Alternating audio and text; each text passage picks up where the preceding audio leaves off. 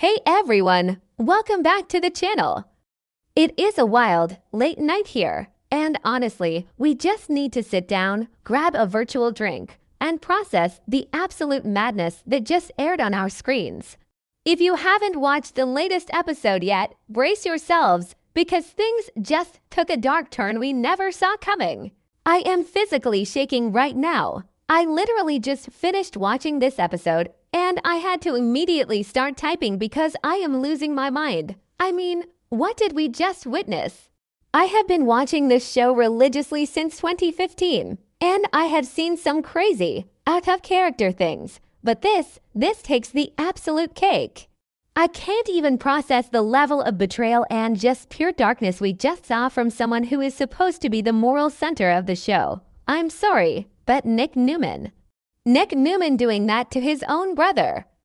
I need to vent, and I know you guys are the only ones who will truly understand the emotional roller coaster I am currently strapped to. Okay, wait, let me back up because I am getting way ahead of myself, and my heart is still pounding out of my chest. Let's talk about the hospital first. So, just a few episodes ago, we had that absolutely gut-wrenching scene.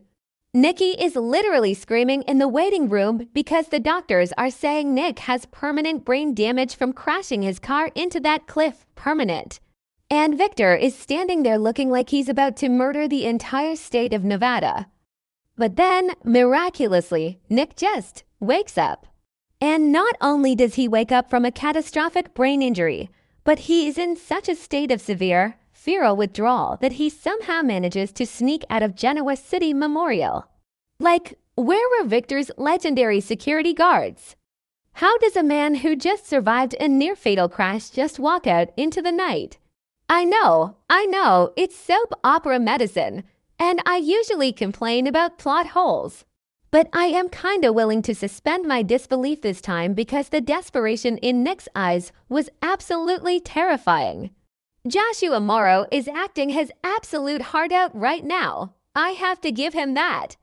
He looked like a wild animal trapped in a cage. So Nick is out on the streets, shaking, sweating, completely consumed by the fentanyl cravings that Matt Clark planted in him.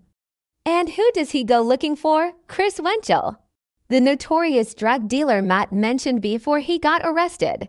I mean, the fact that Nick even remembered this guy's name through his drug-addled haze just shows how deep the addiction has its claws in him. He tracks this absolute scumbag down in some dark, gritty alleyway. And guys, the scene was shot so beautifully, but it was sulfur monoxide hard to watch. Nick Newman, the former golden boy, the guy who always judged Adam for his dark past, the man who raised Noah to be a good person, literally begging a street-level dealer for a fix. It physically hurt my stomach to watch it. You could see every ounce of his dignity just melting away into the pavement. And then it gets worse, because of course Nick doesn't have his wallet or his black Amex card on him. He's in a hospital gown and whatever random clothes he could scavenge. So what does he do? He takes off his family heirloom watch, the Newman heirloom watch, and he hands it over to Chris Wenchel like it's a piece of trash. I literally screamed at my TV, not the watch, an ICK. Can you imagine Victor's face when he finds out? Victor values loyalty, legacy, and family history above all else, and Nick just traded a priceless piece of Newman heritage for a hit of fentanyl. It is the ultimate slap in the face to his father. But wait, it gets even crazier. Because Chris doesn't just want the watch. Because Chris Wenchel isn't just your average street thug, apparently. He recognizes Nick. He knows he's a Newman. So he looks at this trembling, desperate billionaire and says, "Yeah, the watch is nice, but I want more. I want you to be my spy inside Newman Enterprises." I am sorry, what? A drug dealer trying to extort corporate secrets from the heir to the Newman throne? And the sickest part is, you could see Nick actually considering it. He didn't immediately punch the guy. He didn't walk away in disgust. His eyes were glued to that little bag of pills. And you just know he would sell out his own father's company if it meant stopping the pain. Newman Enterprises is already shaking to its core right now with all the Phyllis A. I legal drama. Christine is breathing down their necks, Victoria is playing dirty, and now Nick is about to invite a drug cartel into the boardroom. Victor is going to have a literal heart attack. But just when Nick is about to sell his soul to the devil, who steps out of the shadows? Adam Newman. Oh my God, the poetic justice of it all. Adam, the black sheep, the guy Nick has spent his entire life looking down on, is the one who tracks him down. Adam has been carrying so much guilt since the Vegas incident. He blamed himself for Nick crashing the car. He tried to save him from Matt Clark at that abandoned gas station, and he failed. So of course Adam was the one tearing the city apart looking for his brother when he went missing from the ICU. And Adam sees exactly what's happening. He sees his brother about to cross a line he can never, ever come back from. So Adam steps in, and he doesn't even yell at first.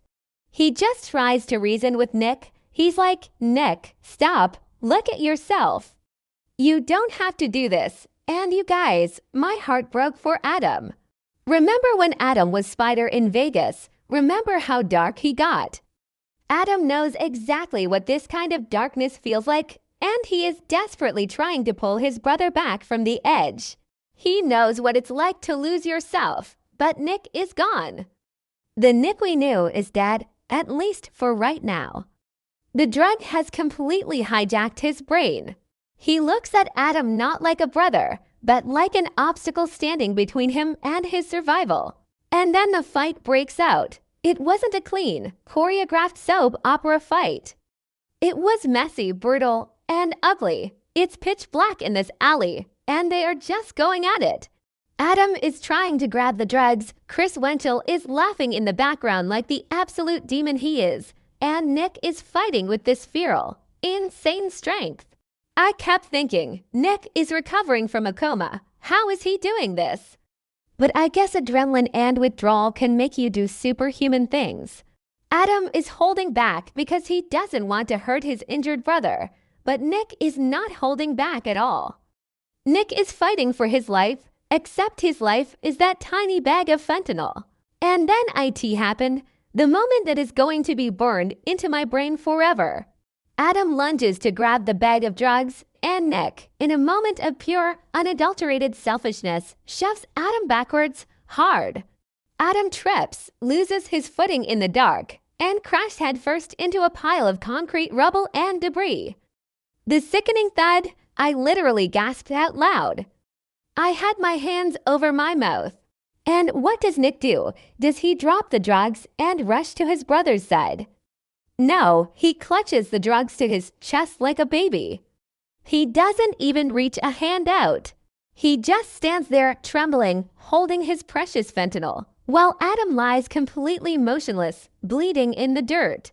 Chris Wenchel just vanishes into the night, knowing he's got a Newman right where he wants him, and the camera just lingers on Nick.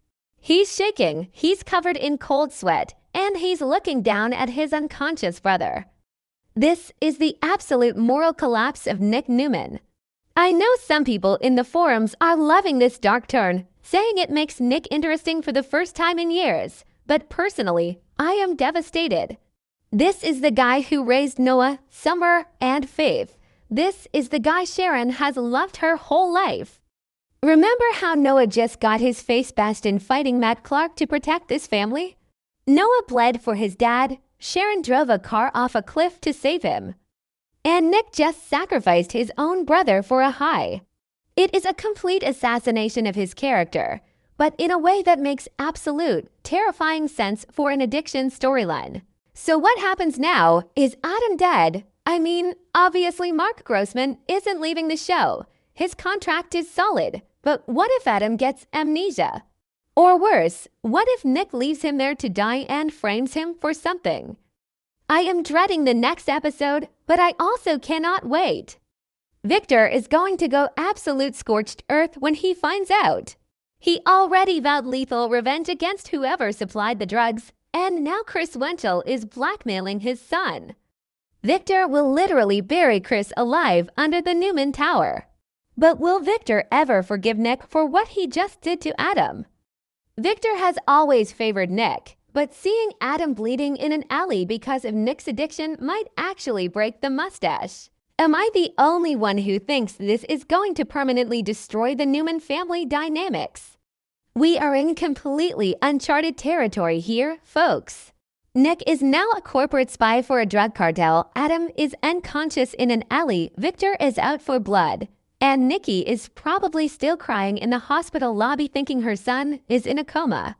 I need to know your thoughts. Please tell me I'm not crazy for being this affected by a soap. Drop your predictions below because I am going to be awake all night thinking about this.